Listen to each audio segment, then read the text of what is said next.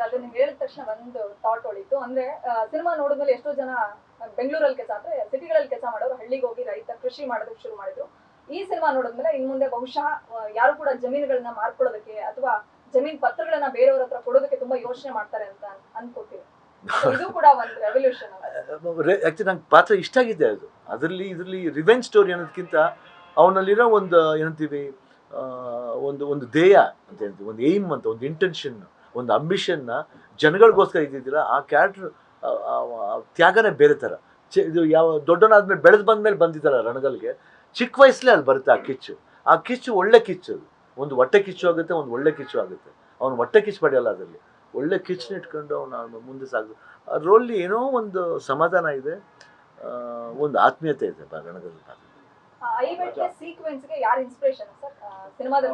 I think ನನ್ನ ಅರ್ಥನೇ ಕೇಳಬೇಕು, ಖಂಡಿತ ಹೇಳ್ಬೇಕು. ಇದೆಲ್ಲ ಸ್ಕ್ರೀನ್ ಪ್ಲೇ ಅಲ್ಲ. ನನಗೆ ಯಾವತ್ತೂ ಒಂದು ಸ್ಕೆಲಿಟನ್ ಹೇಳ್ಬಿಟ್ಟು ಹೋದ್ರು. ನಾನು ಸ್ಕ್ರೀನ್ ಪ್ಲೇ ಏನು ನಾವು ಹೇಳಿದ್ರು ಕೇಳ್ತೀರ ಬೇಡ, ನನಗೆ ನಂಬಿಕೆ ಇತ್ತು ನರ್ತನ ಮೇಲೆ.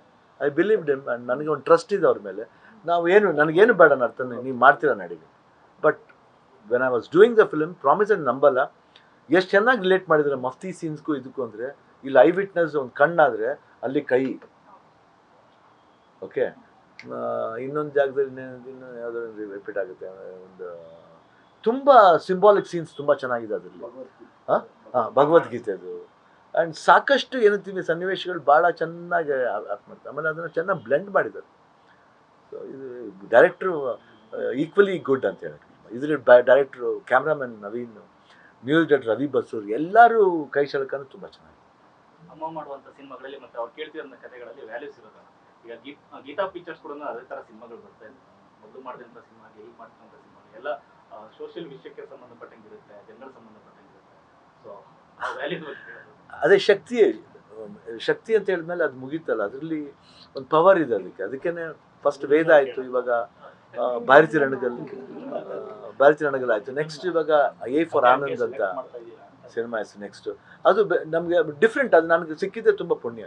ಶ್ರೀನಿ ಡೈರೆಕ್ಟ್ ಮಾಡ್ತಾರೆ. ಎ ಫಾರ್ ಆನಂದ್ ನನ್ನ first cinema title A for ಅಂತ ಹಾಕಿದ್ದೀವಿ. ಅಲ್ಲಿ ಬಂದು ಸಿನಿಮಾ ನೋಡಿದಾಗ ಎ ಫಾರ್ ಯಾಕೆ ಅಂತ ನಿಮ್ಗೆ ಗೊತ್ತಾಗುತ್ತೆ. ಅದು next but A for Anand ಅದೊಂದು ಅರ್ಥ ಕೊಡುತ್ತೆ. And it will be a lovable film.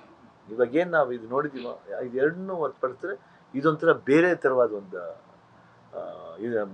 ಏನಂತೀವಿ ಮಕ್ಕಳಿಗೆ ಹಾಗೂ ಎಸ್ಪೆಷಲಿ ದೊಡ್ಡವ್ರಿಗೆ ಎಲ್ಲರಿಗೂ ಇಷ್ಟ ಆಗೋ ಫಿಲ್ಮ್.